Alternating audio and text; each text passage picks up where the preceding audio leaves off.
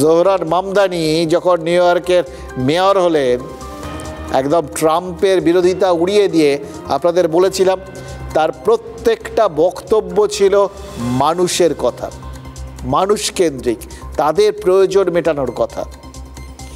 এখানেও বিহারেও সেই একই কাজটা করেছে বিজেপি এবং জেডিইউ।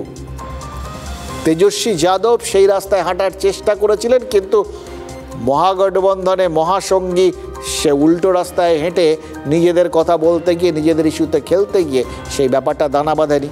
ফলে তেজস্বীর 30,000-এর আশ্বাসে লোকের বিশ্বাস হয়নি, কারণ হাতে গরম 10,000 টাকাটা তো নীতিশ সবার ব্যাংক অ্যাকাউন্টে ঢুকিয়ে দিয়েছেন।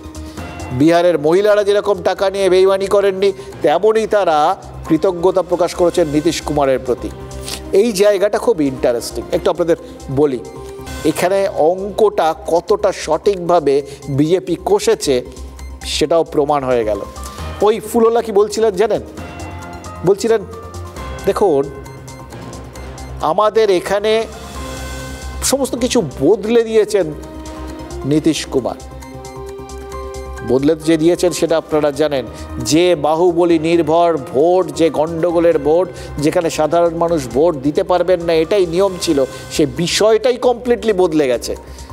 ওখানে বাহুবলীদের আর সেই বাহু ঘুরিয়ে ভোট নিয়ন্ত্রণ করতে দেখা যায় না।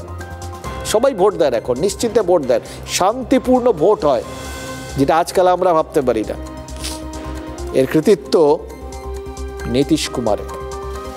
ওখানে মানুষজন আজকাল পড়াশুনো করতে যায়।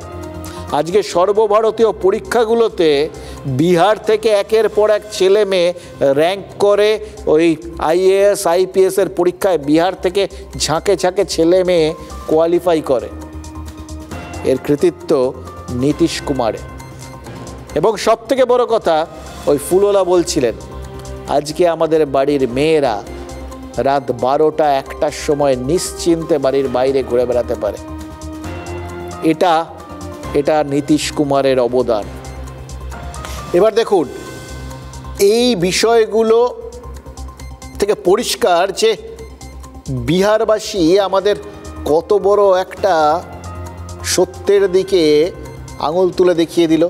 ওই বলছিলাম মানুষের জন্য করলে ওই উল্টো পাল্টা বিভিন্ন ইস্যুর সামনে এনে ব্যক্তিগত আক্রমণ, যেগুলোর সাথে আপনার আমার কোনো যোগাযোগ নেই, সমস্ত নিয়ে করলে যে কোনো লাভ হয় না, তার বদলে মানুষের জন্য করলে মানুষ যে মনে রাখে, সেটা নীতিশ কুমার এবং বিহারবাসী তারা দুজনে মিলে বুঝিয়ে দিয়েছেন।